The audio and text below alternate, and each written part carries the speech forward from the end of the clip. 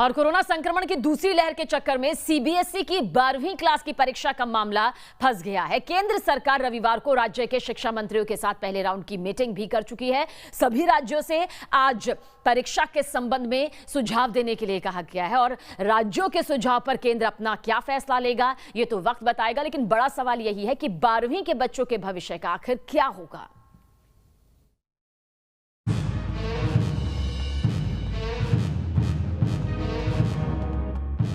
CBSE 12वीं के छात्रों पर कोरोना का कहर, कैसे होगी सीबीएसई 12वीं के छात्रों की परीक्षा? राज्यों और केंद्र की खींचतान के बीच फंसे बच्चे, अधर में लटका सीबीएसई 12वीं के छात्रों का भविष्य। कोरोना के जानलेवा संक्रमण के बीच सीबीएसई 12वीं के छात्रों की परीक्षा को लेकर मंथन का दौर जारी है। केंद्र सरकार और राज्यों के शिक्षा मंत्रियों के बीच इस मसले को लेकर रविवार को एक मीटिंग भी हो चुकी है। रक्षा मंत्री राजनाथ सिंह की अध्यक्षता में हुई इस मीटिंग में राज्यों और केंद्र शासित प्रदेशों के मंत्री के अलावा केंद्रीय शिक्षा मंत्री रमेश पोखरियाल निशंक, केंद्रीय मंत्री स्मृति ईरानी और प्रकाश जावड़ेकर भी शामिल हुए। इस मीटिंग में सबने अपना अपना पक्ष रखा, लेकिन कई सवाल अभी भी जस के तस बने हुए हैं। मसलन, कैसे होगी सीबीएसई 12वीं की परीक्षा? परीक्षा तीसरी लहर का कारण तो नहीं बनेगी? बड़ा सवाल ये भी है कि क्या बिना परीक्षा के बच्चे प्रमोट नहीं हो सकते? सीबीएसई की 10वीं की परीक्षा पहले ही रद्द की जा चुकी है। छात्रों का एक बड़ा वर्ग 12वीं की परीक्षा को रद्द करने की मांग को लेकर सोशल मीडिया पर अभियान चला रहा है।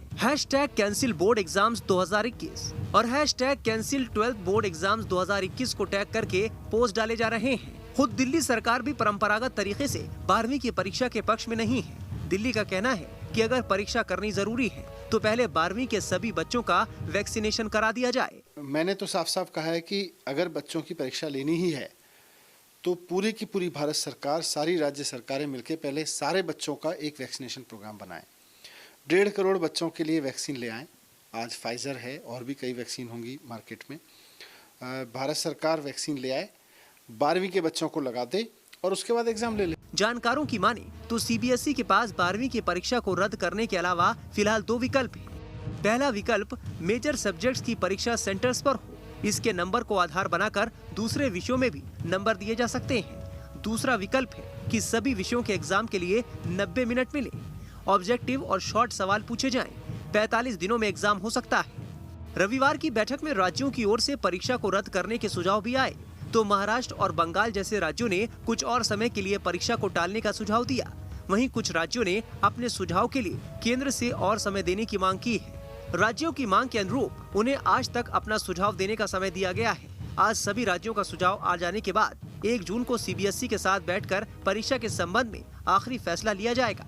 हालांकि केंद्र सरकार ने साफ कर दिया है कि परीक्षा के संबंध में फैसला छात्रों की सुरक्षा और उनके भविष्य को ध्यान में रखकर लिया जाएगा। 1 जून तक इन परिस्थितियों का आंकलन करेंगे। जो भी परिस्थितियाँ होंगी वो आपकी सुरक्षा और आपका भविष्य, हमारे सामने दोनों चीज़ें हैं। सुरक्षा पहले और उसके बाद आपका भविष्य, इन दोनों को देख करके हम फिर 1 जून को आगे का आपको अवगत कराएंगे जो भी परिस्थितियाँ होंगी। केंद्रीय मंत्री ने यह भी साफ कर दिया है कि परीक्षा का फैसला लिए जाने पर भी छात्रों को कम से कम 15 दिन का समय दिया जाएगा ताकि वो तैयारी कर सकें। जब भी हम इस बात की घोषणा करेंगे तो कम से कम 15 दिन हम आपको देंगे ताकि आपके मन में अचानक न हो कि कब तिथियों की घोषणा हो। मौजूदा एजुकेशन सिस्टम में 12वीं की परीक्षा का अहम रोल होता है। कई प्रतियोगी परीक्षाओं में छात्रों की न्यूनतम योग्यता निर्धारित अंकों के साथ 12वीं पास होना होती है। ऐसे में छात्रों की परीक्षा का तरीका क्या हो, ये सरकार को गंभीरता के साथ सोचना होगा, जिससे छात्रों के भविष्य पर भी असर न पड़े और वो कोरोना से भी बचे रहें। Team news nation.